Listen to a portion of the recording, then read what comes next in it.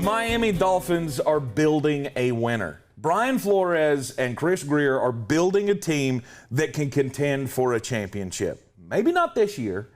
They'll contend for a division title this year. But I think 2 to 3 years from now, depending on the development of Tua Tagovailoa, this could be a team that is going to be a Super Bowl threat in the AFC moving forward. Tua's the big question mark. I look at the weapons you added with Jalen Waddle, Will Fuller, who health is always a question, but I look at that with Devontae Parker, Mike Gesicki. I like the weapons here a lot. I like Hunter Long more than probably anybody on planet Earth. Right. Now, I do have questions about him and Gesicki playing together, but that's only a problem for a year. Because Gesicki will be a free agent after this year. Right. I still don't know who's going to run the ball for them, and that bothers me. And yes, I know I'm the guy that says running backs are a dime a dozen, and I do feel like Miami's going to do something. I just will feel better when I know what it is. Okay. But now looking at their schedule, like every team in the AFC East, I don't see a lot of losable games here for them. No. I don't see any way that they're going to lose to the Saints. I don't see any way that they'll beat the Jets at least once. I think they beat the Panthers, the Texans, the Falcons, the Giants, and the Jaguars. That's 7 guaranteed wins to me, no doubt. Then you take the other 10 games on the schedule, and it becomes a question of what percentage of those games can you win? You've got them winning not as many as I do. That is very true. And look, when I did my original projections without seeing how the season unfolded, how it was actually scheduled, I had them with 10 or 11 wins, being right there with the Buffalo Bills behind them. But just when I went week by week and looked at the schedule, it all changed for me. And, you know, I think they're going to have a really rough start to the season.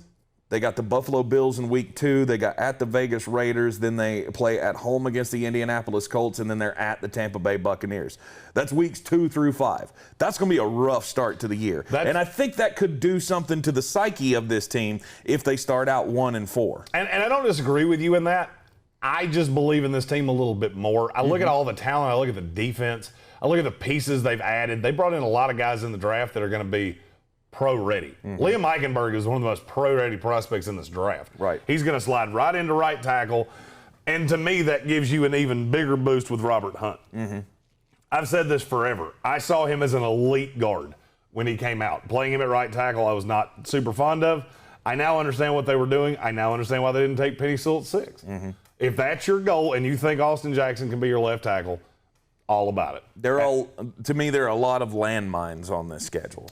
And I don't disagree with that. I just think they're going to win more of those than you do. I think this team is really, really good. Right. And I don't necessarily believe in Tua Tagovailoa, but I believe in him enough that I think 11-6 is realistic for Miami.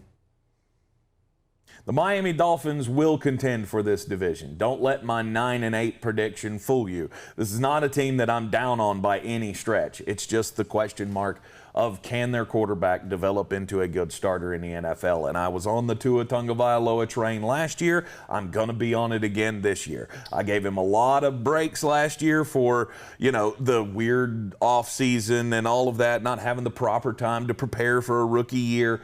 I think there is a lot to look forward to for the Miami Dolphins. I got to use the 17-game schedule. 11-6 sounds so weird, and I think I put 11-5 up on the screen. You did put 11-5. I didn't friggin' mean to. And that's okay. It's supposed to be 11-6. Now you believe in Miami a little bit less than I do. You've got them third in the division behind the Jets. Yep. You don't. I mean, they're in playoff contention. They would be in it until the end, but you don't really have them threatening.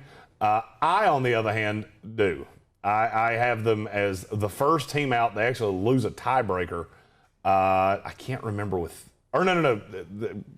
I keep screwing up the teams that stop changing shit in the playoffs. I have them as the first team out. They finish a game behind the Indianapolis Colts and the LA Chargers. I think they're pretty much in the same spot they were last year. And honestly, before I went through the exercise, I had them as the 7th team in the playoffs. Yeah. So, and they very well could be that. Yeah. I could be too high on the LA Chargers. There is a possibility of that. And if I am, then Miami's the only other team in the AFC that I can see making the playoffs. Yep. Miami Dolphins, second best team in this division, even though my predictions don't say so. But I think they are clearly the second best team in this division, with the Jets and the Patriots snugly behind them. We appreciate you joining us here in the Sportsocracy in the Wicked Weed studio. Hit that subscribe button.